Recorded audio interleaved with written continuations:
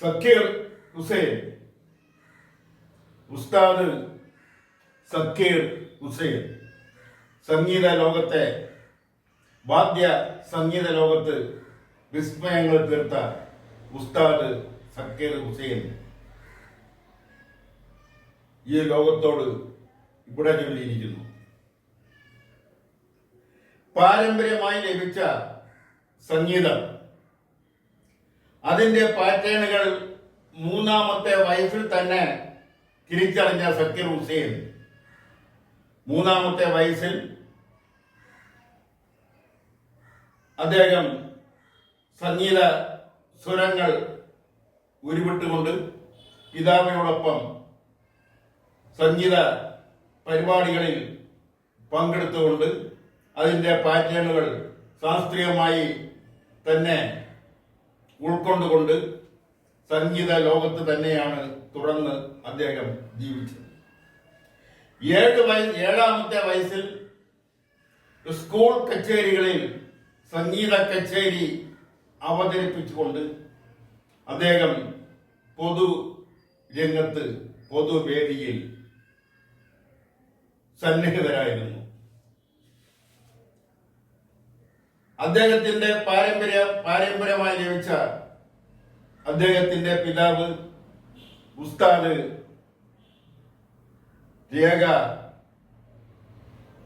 ഉസ്താദ് അലി രേഖ അദ്ദേഹത്തിൽ നിന്നും സംഗീതത്തിന്റെ പ്രാഥമിക പാഠങ്ങൾ ഉൾക്കൊണ്ടുകൊണ്ടാണ് അദ്ദേഹത്തോടൊപ്പം സംഗീത സദസ്സുകളിൽ പൊതു സംഗീത വേദികളിൽ അദ്ദേഹം സന്നിഹിതനായി തുടങ്ങിയത്. 12 വയസ്സ് പൂർത്തിയാവുന്നതിന് മുമ്പ് തന്നെ സ്വന്തമായി കച്ചേരികൾ അവതരിപ്പിച്ചു തുടങ്ങിയ സക്കീർ ഹുസൈൻ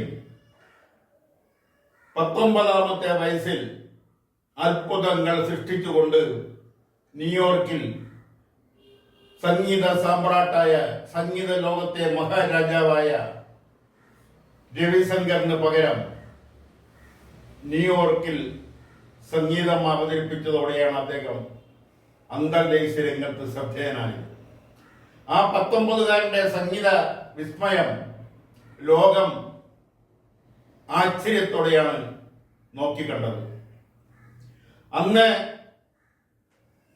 അന്താരാഷ്ട്ര രംഗത്ത് അദ്ദേഹത്തിന്റെ പ്രസക്തി, അദ്ദേഹത്തിന്റെ സംഗീത കച്ചേരിയെക്കുറിച്ചുള്ള ചർച്ചകൾ അതെല്ലാം വളരെ സജീവമായി നടന്നുകൊണ്ടിരുന്നു. ഹിന്ദുസ്ഥാനി സംഗീതത്തിന്റെ പിന്നാമ്പുറത്ത് നിന്നും, അതായത് പശ്ചാത്തല സംഗീതമായിരുന്നു അന്ന് വരെ തബല എന്ന സംഗീത ഉപകരണത്തിന്റെ സ്ഥാനം.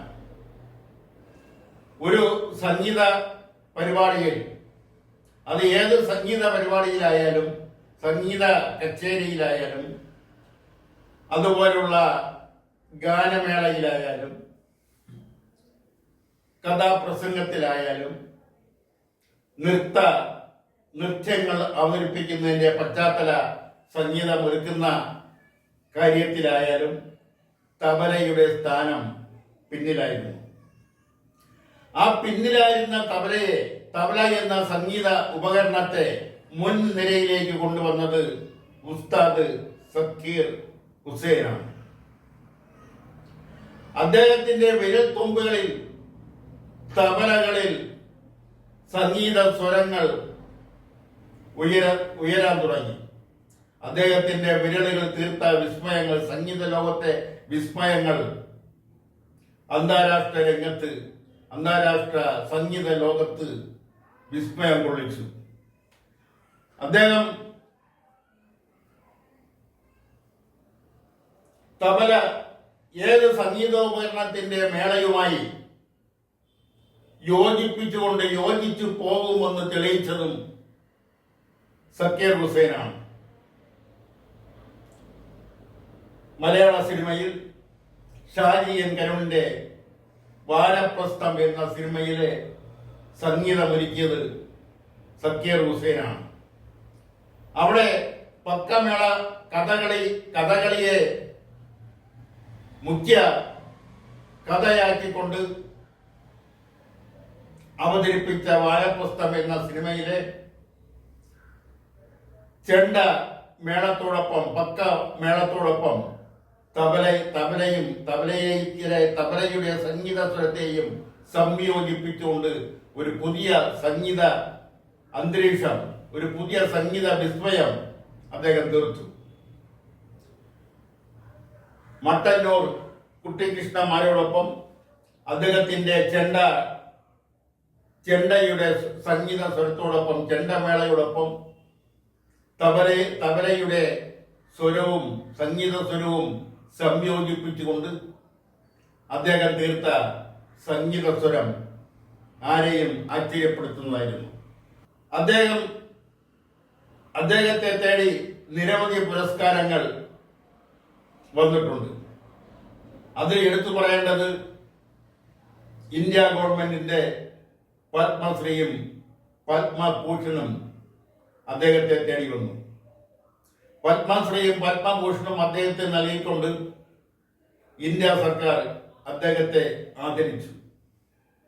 അദ്ദേഹത്തിന്റെ വിയോഗം സംഗീത ലോകത്തിന് മാത്രമല്ല, ഇന്ത്യയിലെ സംഗീത ലോകത്തിന് മാത്രമല്ല, ലോകത്താകമാനമുള്ള സംഗീത മേഖലയ്ക്കും സംഗീത പ്രേമികൾക്കും സംഗീതത്തെ ആരാധിക്കുന്നവർക്കും സംഗീതത്തെ ജീവന മാർഗമായി സ്വീകരിച്ചവർക്കുമെല്ലാം ഉസ്താദ് സക്കീർ ഹുസൈന്റെ നിര്യാണം വരുത്തിവെച്ചത് വലിയ വിടവ് തന്നെയാണ്. അദ്ദേഹത്തിന്റെ ഒരു പ്രത്യേകത എടുത്തു പറയേണ്ടുന്ന പ്രത്യേകത എന്ന് പറയുന്നത് അദ്ദേഹത്തിന്റെ നിലപാടിനെ കുറിച്ചാണ്. അദ്ദേഹം പരസ്യമായി പ്രഖ്യാപിച്ചു, ഒരിക്കൽ പോലും ഞാൻ ഒരു വ്യക്തിയുടെ ചടങ്ങിലോ കോർപ്പറേറ്റുകളുടെ ചടങ്ങിലോ വിവാഹ ചടങ്ങിലോ ഞാൻ തബല വായിക്കില്ല. ആ ഉറച്ച തീരുമാനം, മറ്റാർക്കുമില്ലാത്ത ഒരു ഉറച്ച തീരുമാനം, ആ തീരുമാനം അദ്ദേഹത്തിന്റെ അന്ത്യം വരെ അദ്ദേഹം ആ നിലപാടിൽ തന്നെ ഉറച്ചു നിന്നു എന്നുള്ളത് എടുത്തു പറയേണ്ടുന്ന ഒരു യാഥാർത്ഥ്യമാണ്, ഒരു വസ്തുതയാണ്. അത് ലോകമെമ്പാടും ആ തീരുമാനത്തെ ആദരവോടെ ബഹുമാനത്തോടെ ആയിരിക്കും സംഗീത പ്രേമികൾ നോക്കിക്കാണുന്നത്. അദ്ദേഹത്തിന്റെ ആ വലിയ സംഗീത സാമ്രാട്ടിന്റെ വിയോഗത്തിൽ ആ വിയോഗം വരുത്തിവെച്ച നഷ്ടം വളരെ വലുതാണ്. ആ മഹാ സംഗീത സാമ്രാട്ടിന് ആദരാഞ്ജലികൾ അർപ്പിക്കുന്നു. കേരളീയ ദർശന്റെ 1000 അനുശോചനങ്ങൾ അർപ്പിച്ചുകൊണ്ട് ഇന്നത്തെ പത്രാധിപരുടെ പ്രതികരണം ഇവിടെ പൂർത്തിയാക്കുന്നു. നന്ദി, നമസ്കാരം.